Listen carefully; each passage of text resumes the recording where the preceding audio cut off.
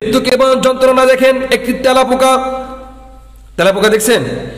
একটি তেলাপোকা যদি মারা যায়, ওই তেলাপোকা দেখবেন মৃত্যুর আগে আপনার মাটির উপরে, ফ্লোর উপরে ঘুরতে থাকে, অনেক সময় ঘুরতে থাকে, কিন্তু সহজে জানটা বের হয় না। কি বের হয় না?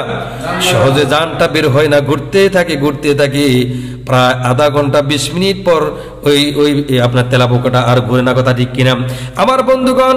এই যে আপনার দুনিয়াতে আমরা বসবাস করতেছি, আমরা থাকতেছি, এই দুনিয়া থেকে সকলকেই চলে যেতে হবে। কথা ঠিক কিনা?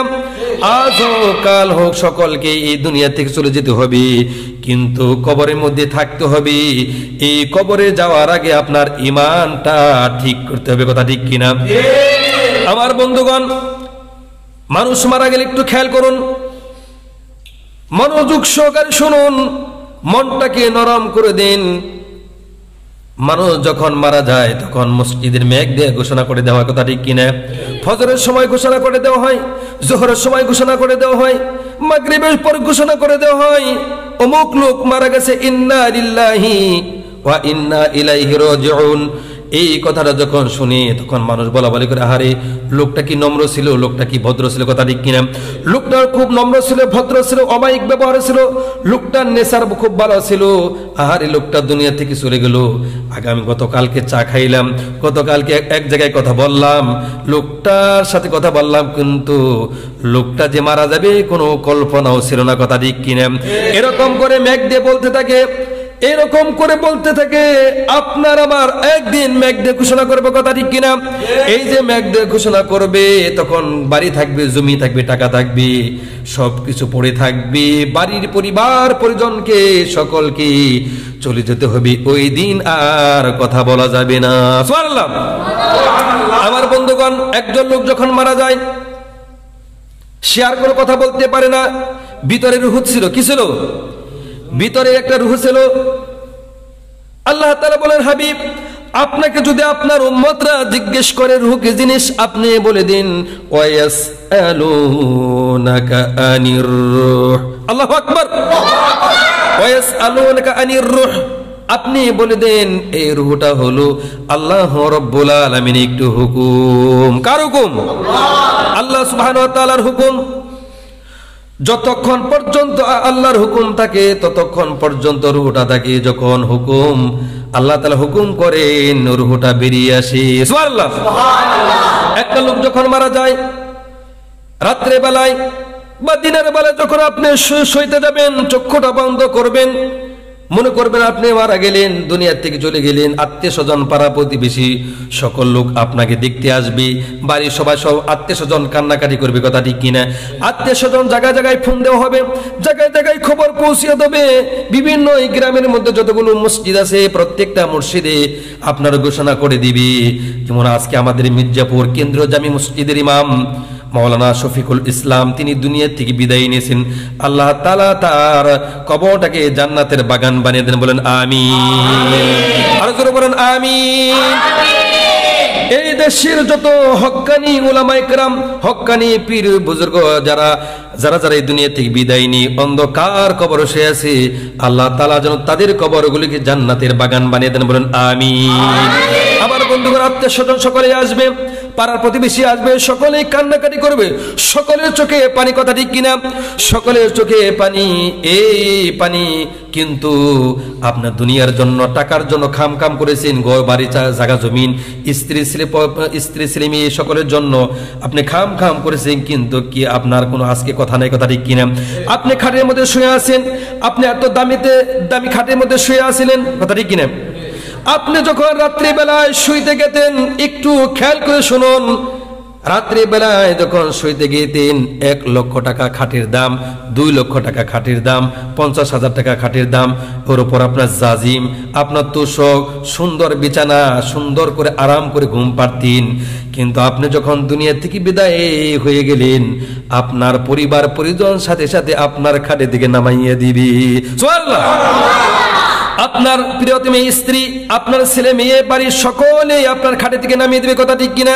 কিন্তু বলবে না, আব্বা দুনিয়া থেকে বিদায় নিয়ে গেল, 1 ঘন্টা 2 ঘন্টা কবরে যাওয়ার আগ পর্যন্ত খাটে থাকবে, কোনো বাড়ির লোক এই কথা বলবে না, জলদি করে এই লোকটাকে ঘর থেকে বের করে দাও, জলদি করে এই লোকটাকে কি করো, ঘর থেকে বের করে দাও। দুয়ারের মধ্যে আপনার ওই লোকটাকে রাখা হয় একটা পুরানা চাদর দিয়ে, কথা ঠিক কিনা, কিন্তু নতুন চাদর দেওয়া হয় না, পুরানা একটা চাদর দিয়ে তাকে ঢেকে রাখা হয়। পাড়ার প্রতিবেশী সকলে তাকে দেখতে থাকি, কোনো কথা বলে না, কোনো নড়াচড়া দেয় না, কিন্তু নিস্তব্ধ করে দেওয়ার মালিক আল্লাহ। নিস্তব্ধ করে দেওয়ার মালিক কে? আজকে টাকার ক্ষমতা, আজকে ক্ষমতার গরম, টাকার গরম, মানুষের ক্ষমতা পেয়ে, টাকা পেয়ে আলেমদের উপর নির্যাতন করে, কথা ঠিক কিনা। হক্কানি পীর বুজুর্গ যারা আছে, ওলামা ইকরাম যারা আছে বাংলাদেশের মধ্যে, দেখি তারা ওলামা ইকরামদের উপর নির্যাতন করে, কথা সত্য না মিথ্যা? অনেক লোক, অনেক ওলামা ইকরাম আছে তারা জেলখানার মধ্যে পড়ে আছে, এরকম আছে না? বিশ্বনন্দিত একজন মুফাসসিরে কোরআন, বিশ্বনন্দিত একজন মুফাসসিরে কোরআন, যাকে কোরআনের স্পিকার বলা হয়, কোরআনের পাখি বলা হয়, আল্লামা দিলওয়ার হোসেন সাইদি। আল্লামা দিলওয়ার হোসেন সাইদি রব্বুল আলামিন তিনি জেলখানায় আছে, জেল খাটাও কিন্তু সুন্নাহ। সুবহানাল্লাহ। বিশ্বনবী জেলে ছিলেন, বিশ্বনবী কি কোন জায়গায় ছিল? বিশ্বনবী তিনি জেলের মধ্যে ছিল। সুবহানাল্লাহ। হযরতে ইউসুফ আলাইহিস সালাতু সালাম তিনিও জেলখানায় ছিল। আমরা যে মাযহাবী হযরত ইমাম আবু হানিফা রাহমাতুল্লাহ আলাইহি তিনিও জেলখানায় ছিল। সুবহানাল্লাহ। আল্লাহ রাব্বুল আলামিন হযরত আল্লামা দিলওয়ার হোসেন সাইদি কি হায়াতি তাইয়্যিবা সিহাতি কুল্লিয়া দান করেন, বলেন আমিন। রব্বুল আলামিন যেন আবার তাকে এই কোরআনের ময়দানে ফিরে আসার জন্য তৌফিক দান করেন, আমিন। জালেম যারা অত্যাচার, যারা মানুষের উপর নির্যাতন করে, ক্ষমতা পেয়ে, টাকা পেয়ে, কিন্তু এই ক্ষমতা থাকবে না, কথা ঠিক কিনা? যখন আপনার রাষ্ট্রপতির কাছে ভিক্ষা চায়, কার কাছে? যখন একটা লোককে ফাঁসির অর্ডার করা হয়, তখন ফাঁসির যখন হুকুম হয়ে যায়, তখন বলি তুমি যদি রাষ্ট্রপতির কাছে ভিক্ষা চাও, জান ভিক্ষা চাও। কি ভিক্ষা? রাষ্ট্রপতির কাছে যদি জান ভিক্ষা চায়, তাহলে রাষ্ট্রপতি তাকে জান ভিক্ষা দিবে। কিন্তু ওই লোকটা যদি মুমিন হয়, ওই লোকটা যদি আল্লাহওয়ালা হয়ে যায়, ওই লোকটা যদি ইমানদার হয়, ওই লোকটা যদি পরহেজগার হয়, আল্লাহ ছাড়া আর কারো সামনে মাথাটা নত করবে না। সুবহানাল্লাহ। কিন্তু ওই ব্যক্তি আল্লাহ ছাড়া কারো সামনে মাথাটা নত করবে না। কার সামনে মাথা নত করবে? কার সামনে মাথা নত করবে? আল্লাহ সুবহানাহু ওয়া তাআলা ছাড়া কারো সামনে মাথাটা নত করবে না। কিন্তু ওই লোকটা যদি মুমিন হয়, তখন রাষ্ট্রপতির কাছে ভিক্ষা চাবে না। কিন্তু ওই লোকটা যদি কোনো ব্যক্তি রাষ্ট্রপতির কাছে ভিক্ষা চাইলো, এখন আমার বন্ধুগণ, রাষ্ট্রপতি যদি মারা যায়, রাষ্ট্রপতি কার কাছে ভিক্ষা যাবে? কার কাছে ভিক্ষা যাবে? রাষ্ট্রপতি যখন মারা যাবে, কার কাছে ভিক্ষা যাবে? আল্লাহর কাছে ভিক্ষা যাবে। কিন্তু মৃত্যু থেকে কেউ পালাইতে পারবে না। সুবহানাল্লাহ। আমার বন্ধুগণ, الذي خلق الموت والحياة ليبلوكم أيكم أحسن عملا وهو العزيز الغفور। তোমাদেরকে হায়াত দেওয়া হলো, তোমাদেরকে মরণ দিল, হায়াতের মালিক কে? আল্লাহ। সকলকে জবান খুলে বলতো, হায়াতের মালিক কে? আল্লাহ। মওতের মালিক কে? আল্লাহ। দেওয়া হলো তোমাদেরকে, মওত দেওয়া হলো, এই হায়াত নামক জীবনটা, যার কর্মটা ভালো হবে, যার কর্মটা শ্রেষ্ঠ হবে, রব্বুল আলামিন তাকে মাফ করে দিয়ে আল্লাহর জান্নাত তাকে দান করবে। বলেন সুবহানাল্লাহ। আমার বন্ধুগণ, ছাত্র ছাত্রী যখন লেখাপড়া করে, বৎসরে 3টা পরীক্ষা আসে। কয়টা পরীক্ষা? 3টি পরীক্ষা আসে। যে সারা বছর যেরকম ভালোভাবে যেরকম লেখাপড়া করবি, পরীক্ষার হলের মধ্যে ওই রকম সে পরীক্ষা দিবে, কথা ঠিক কিনা? যদি ভালো লেখাপড়া করে সে ভালো রেজাল্ট করবি, আর যদি ভালোভাবে লেখাপড়া না করবি, রেজাল্টটা তার ভালো হবে না। তো এই জন্য এই দুনিয়াটা হলো স্টেশন। এই দুনিয়াটার কি? এই দুনিয়াটা হলো স্টেশন। এই দুনিয়াটা হলো একটি পরীক্ষার হল, একটি মুসাফিরখানা।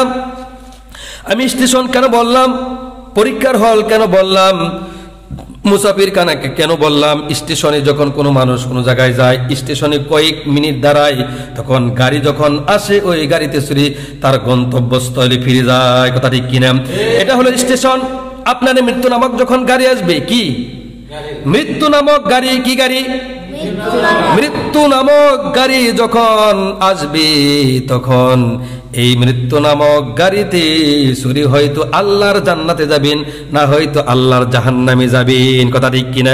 মৃত্যু নামক গাড়িতে যখন আপনি চলবেন, মৃত্যু নামক গাড়িতে যখন আপনি চড়বেন, আপনি যদি আল্লাহওয়ালা হয়ে যেতেন, আপনি যদি পরহেজগার হয়ে থাকেন, আপনি যদি সত্যিকারী ইমানদার হয়ে থাকেন, তাহলে আপনি মৃত্যু নামক গাড়িতে চললে ওই গাড়িটা সোজা আল্লাহর জান্নাতে পৌঁছে দিবে। সুবহানাল্লাহ। আপনি যদি বেঈমান হন, কেউ যদি নাস্তিক হয়, কেউ যদি মুরতাদ হয়, আল্লাহর দিন মানলো না, আল্লাহর ইসলাম মানলো না, হুকুম আকাম বিধি বিধান কিছুই মানলো না, ওই লোকটা যদি আল্লাহর দিন থেকে হারিয়ে যায়, তাকে মৃত্যু নামক গাড়িতে চললে ওই লোকটাকে জাহান্নামে নিয়ে যাবে। বলেন নাউজুবিল্লাহ।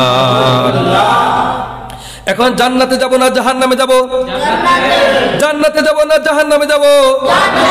সকলেই কিন্তু আমরা এই কথাটা জবান দিয়ে বলি যে আল্লাহ কিয়ামতের দিন তুমি আমাদেরকে বিনা হিসাবে জান্নাত দান করে। কথা ঠিক কিনা? আমার বন্ধুগণ, এই দুনিয়া থেকে যখন বিদায় নিয়ে আমরা যাব, তখন আপনাকে সুন্দর করে গোসল করে দেবে। তখন কিছু লোক বলবে পানি গরম করো, বড়ই পাতা নিয়ে আসো। বড়ই পাতা আনবে, নিম পাতা আনবে, পানি গরম করবে, আপনাকে সুন্দর করে সাবান দিয়ে গোসল করিয়ে দিবি। আপনি সারাটা জীবনে ইচ্ছা মতো গোসল করেছেন, কিন্তু মৃত্যুর পর আর গোসল আপনি করতে পারবেন না। কথা ঠিক কিনা? এই যে আপনাকে গোসল করিয়ে দিবে, মানুষ আপনাকে গোসল করিয়ে দিবে। গোসল করানোর পর আপনি যখন জীবিত ছিলেন, আমি আপনি যখন এখন জীবিত আছি, সুন্দর করে কাপড় চোপড় পরিধান করি, সুন্দর করে পরিপাটি করি, কিন্তু মৃত্যুর পর সুন্দর করে আর জামা কাপড় পরিধান করতে পারবেন না। সুবহানাল্লাহ। সুন্দর করে আপনাকে ওই জানাজার কাপড়, সাদা কাপড় পরিয়ে দেবে, একটি প্যাকেটের মধ্যে ভরে দেওয়া হবে। একটি প্যাকেটের মধ্যে চকলেটের মতো আপনাকে প্যাকেট করা হবে। কথা ঠিক কিনা? দেখবেন চকলেটের দুই মাথায় কিন্তু মোড়ানি থাকে। কথা সত্য না মিথ্যা? চকলেটের দুই মাথায় মোড়ানি থাকে। আপনার জানাজা পড়ে, জানাজার কাপড়ে ভরে আপনাকে চকলেটের মতো মুড়িয়ে আপনার খাটি করে নিয়ে যখন শত মানুষের সামনে হাজির হবে, তখন লোকজন জানাজায় যখন দাঁড়িয়ে যাবে, সত্যিকারী ওই লোকটা যদি ভালো হয়ে যায়, এক ব্যক্তি বলবে লোকটা ভালো ছিল। সুবহানাল্লাহ। লোকটা কি ছিল? লোকটা কি ছিল? এই সার্টিফিকেট যখন দিবে, আল্লাহ রাসূল বলেছেন, কোন 10 জন যখন কোন বান্দার জন্য বলবি ওই লোকটা ভালো ছিল, ওই লোকটার জন্য জান্নাত ওয়াজিব হয়ে যাবে। সুবহানাল্লাহ। 10 জন যখন বলবো লোকটা খারাপ ছিল, লোকটা কি ছিল? লোকটা খারাপ ছিল, মানুষের সাথে খারাপ ব্যবহার করত, মানুষের উপর নির্যাতন করত, মানুষকে কষ্ট দিত, মানুষের সাথে খারাপ আচরণ করত, কিন্তু এই লোকটা মরে গেছে, ভালো হয়ে গেছে, আরো 5 বছর আগে যদি মারা যেত আমরা বেঁচে যেতাম। এরকম বলে কি না? এরকম কিন্তু বলে। ওই লোকটা আল্লাহ রাসূল বলেছে ওই লোকটার জন্য জাহান্নামে ওয়াজিব করে দিবি। বলে নাউজুবিল্লাহ। একটু জিকির করে লা ইলাহা ইল্লাল্লাহ,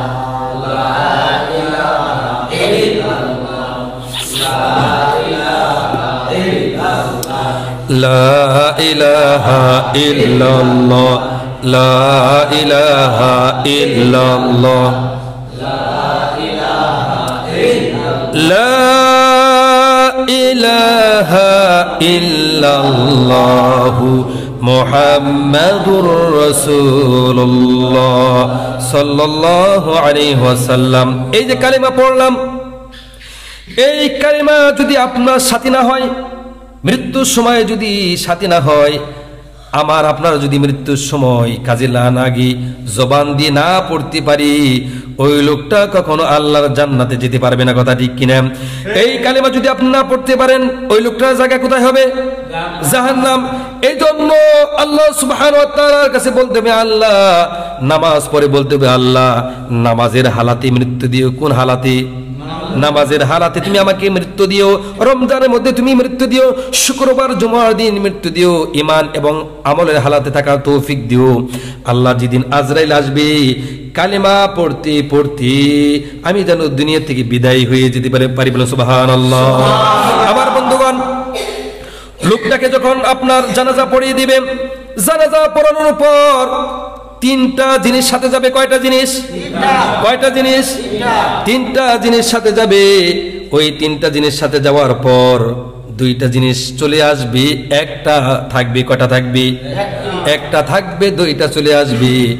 আত্মীয় স্বজন কবর পর্যন্ত যাবে, জানাজার পরে আত্মীয় স্বজন পাড়ার প্রতিবেশী কবর পর্যন্ত যাবে, সাথে খাট যাবে, কিন্তু সাথে আমল যাবে। কয়টা হলো? তিনটা যাবে। খাট চলে আসবে, পাড়ার প্রতিবেশী আত্মীয় স্বজন, ওই কবরের পাশে কেউ থাকবে না, প্রিয়তমা স্ত্রীও থাকবে না, স্বামীও থাকবে না, তার ছেলে মেয়েও থাকবে না। কথা ঠিক কিনা? এই দুইটা জিনিস চলে আসবে, বাকি থাকে কয়টা? একটা আমল। এই আমল নিয়ে যদি কেউ কবরে যাইতে পারে, বিশ্বনবী বলেছেন কেউ যদি আমল নিয়ে কবরে যায়, ওই লোকটাকে যখন কবর রাখবেন, কবর রাখার পর লোকজন 40 কদম যাওয়ার আগেই দুইজন ফেরেশতা এসে তাকে বসাবে। সুবহানাল্লাহ। দুইজন ফেরেশতা এসে তাকে কবরের মধ্যে বসাবে। হাদিস শরীফের মধ্যে আসছে, ওই লোকটা যদি মুমিন হয়, ওই লোকটা যদি আল্লাহওয়ালা হয়, তখন যে সময়ে রাখুক না কেন সূর্য অস্ত যাবে যাবে এরকম ভাব মনে হবে, সূর্য অস্ত যাবে এরকম ওই যাকে কবর রাখা হলো তার কাছে মনে হবে লোকটা যদি আল্লাহওয়ালা হয়ে যায়। যখন ফেরেশতা জিজ্ঞেস করবে বসিয়ে, মার রাব্বুকা মান দীনুকা মান নাবিয়ুকা, তোমার রব কি, তোমার দিন কি, তোমার ইসলাম কি, তখন ওই ব্যক্তি চোখ আপনার ডলতে ডলতে উঠবে আর বলবে আমাকে ছেড়ে দাও, আমি আসরের নামাজটা আদায় করে নি। সুবহানাল্লাহ। কিসের নামাজ? কিসের নামাজ? আসরের নামাজটা আমি আদায় করে নেই। এরপরে কিন্তু জিজ্ঞেস করবে তারপরে মান রাব্বুকা মান দীনুকা মান নাবিয়ুকা। মুসলমানদের জন্য প্রশ্ন হলো 4টি। কয়টি? মুসলমানদের জন্য প্রশ্ন হবে 4টি, আর বেঈমানের জন্য প্রশ্ন হবে 3টি। কয়টি? মুসলমানদের জন্য 4টি কি প্রশ্ন? মান রাব্বুকা মান দীনুকা মান নাবিয়ুকা, তোমার রব কে, আমাদের রব কে, আমাদের রব কে। ওই লোকটা যখন বলবে, জিজ্ঞেস করবে মান রাব্বুকা, তোমার রব কে, ওই লোকটা বলবে রব্বি আল্লাহ, আমার রব হলো আল্লাহ। আল্লাহু আকবার। আমার রব হলো আল্লাহ। মান দীনুকা, তোমার দিন কি, ওই লোকটা বলবে আমার দিন হলো ইসলাম। আমাদের দিন কি? ইসলাম। আমাদের দিন ইসলাম। মান নাবিয়ুকা, তোমার নবী কি, তখন ওই লোকটা বলবে বিশ্বনবী জনাবে মুহাম্মদুর রাসূলুল্লাহ সাল্লাল্লাহু আলাইহি সাল্লাম। একটি বর্ণনায় আসছে যখন এই কথা বলবে তখন বলবে আরেকটি প্রশ্ন হলো যে তুমি যে 3টা কথা বললা, এই 3টা কথা কোথায় পেয়েছো? ওই লোকটা বলবে আমি কোরআন হাদিস থেকে শুনেছি। সুবহানাল্লাহ। একটি বর্ণনায় আসছে বিশ্বনবী জনাবে মুহাম্মদুর রাসূলুল্লাহ সাল্লাল্লাহু আলাইহি সাল্লামকে এরকম দেখানো হবে মদিনায় থেকে। সুবহানাল্লাহ। এরকম ভাবে দেখানো হবে, তখন বলবে দেখো তো এই লোকটাকে চিনো কিনা। ওই লোকটা যদি মুমিন হয়, ওই লোকটা যদি আল্লাহওয়ালা হয়ে যায়, তখন বলবে ইনি হচ্ছে আমার দয়ার নবী, মায়ার নবী, রাহমাতুল লিল আলামিন জনাবে মুহাম্মদুর রাসূলুল্লাহ সাল্লাল্লাহু আলাইহি সাল্লাম। এই কথাটা যখন বলবি, বিশ্বনবী তিনি বলেছেন এই কথা বলার সঙ্গে সঙ্গে তার কবর আর কবর থাকবে না, কবরটা জান্নাতের বাগান হয়ে যাবে। সুবহানাল্লাহ। কবর আর কবর থাকবে না, কবরটা জান্নাতের বাগান হয়ে যাবে। বিশ্বনবী বলেছেন তার চোখের দৃষ্টি যতদূর যাবে কবরটা তার জন্য প্রশস্ত করে দেওয়া হবে। সুবহানাল্লাহ। জান্নাতের পোশাক পরে দিবে। সুবহানাল্লাহ বলবেন না? জান্নাতের পোশাক পরিয়ে দিবে, জান্নাতের বিছানা তাকে বিছিয়ে দিবে, আর কিয়ামত পর্যন্ত, কিয়ামতের আগ পর্যন্ত ওই লোকটা আরামসে ঘুম পাড়তে থাকবে। সুবহানাল্লাহ। বিশ্বনবী বলেছেন ওই লোকটা যদি বেঈমান হয়, ওই লোকটা যদি বেঈমান হয়, মান রাব্বুকা মান দীনুকা মান নাবিয়ুকা, তোমার রবকে বলতে পারবে না, তোমার দিন কি বলতে পারবে না, তোমার ইসলাম কি তিনি বলতে পারবে না। বিশ্বনবী তিনি বলেছেন যে কবরে মাটি এমন ভাবে চাপ দিবে বাম পাজারের হাড় ডান পাজারে ঢুকে যাবে, বা ডান পাজারের হাড়গুলো বাম পাজারে ঢুকে যাবে। বলে নাউজুবিল্লাহ। এইভাবে তাকে জাহান্নামের পোশাক পরিয়ে দিবে, জাহান্নামের বিছানা বিছিয়ে দিবে, তাকে আযাব দিয়ে হবে, তাকে শাস্তি দিয়ে হবে। আরেকটি বর্ণনা আছে যখন কোন বান্দা যখন কবর রাখবে, মুমিনদের কি ডান দিকে নামাজ চলে আসবে, কি চলে আসবে?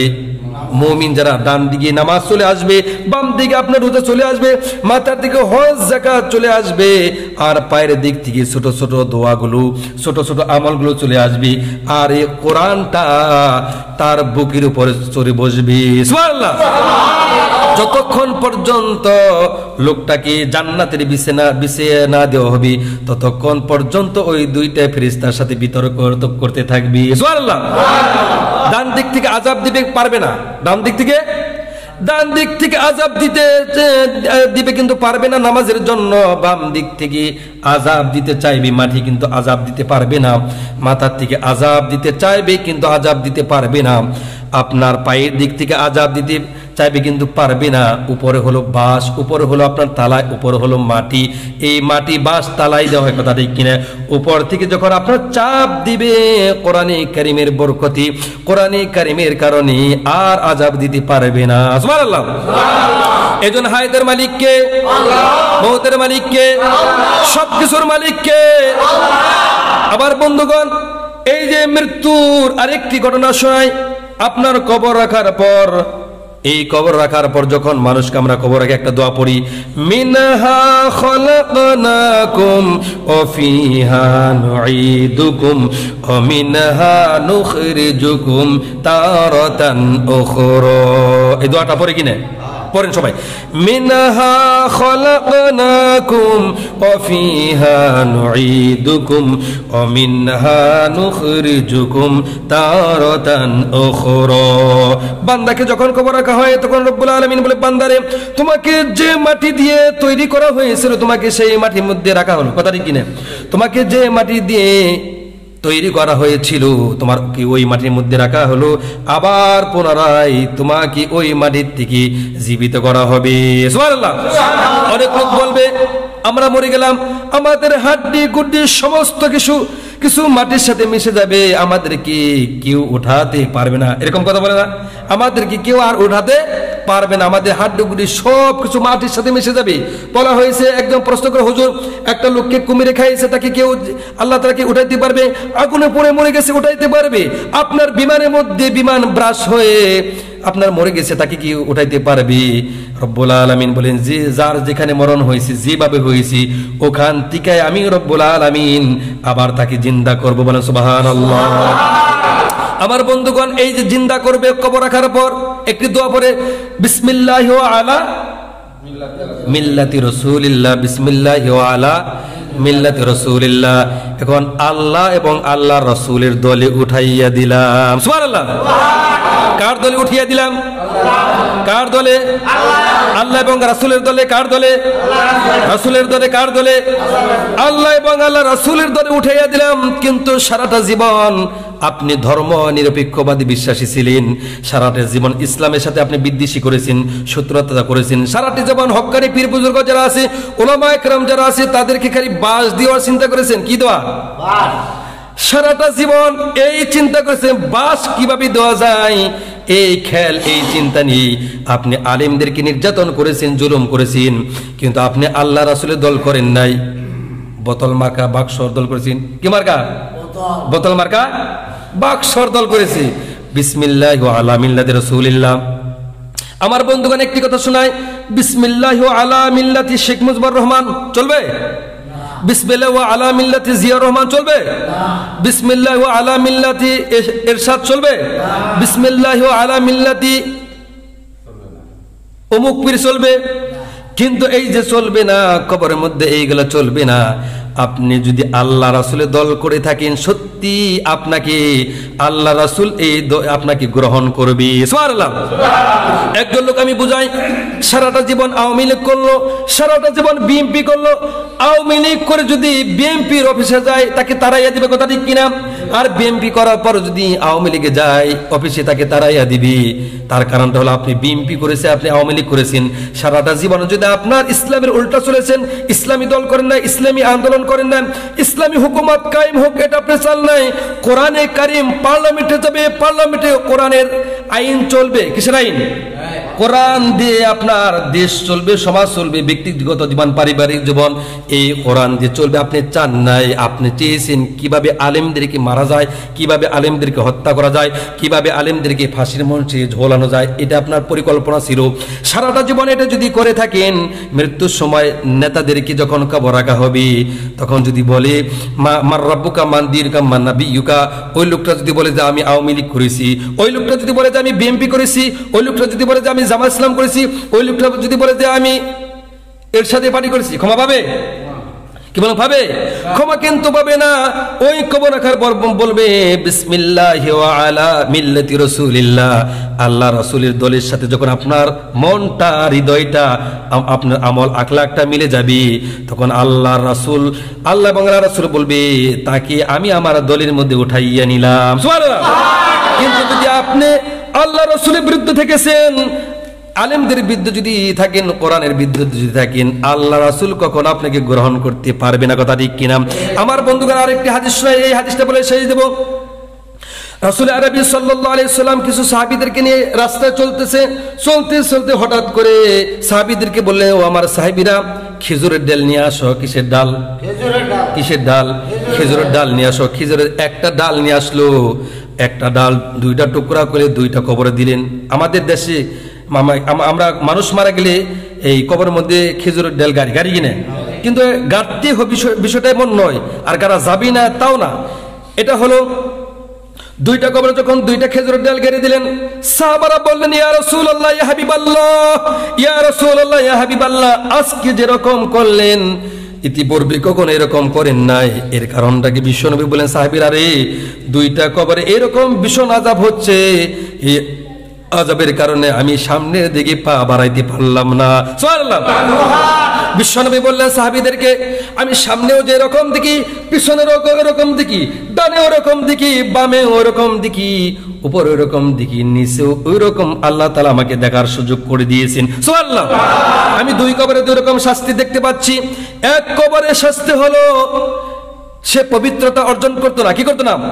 সে পবিত্রতা, নিজেকে কাপড় চোপড় শরীর থেকে পবিত্রতা রক্ষা করতো না, এসব সময় নাপাক থাকতো, এই জন্য এই কবরে ভীষণ আযাব হচ্ছে। আর একটা কবরে হলো চুগলখড়ি করতো, গীবত করতে, শিকায়েত করতে, একজনের কথা নিয়ে আর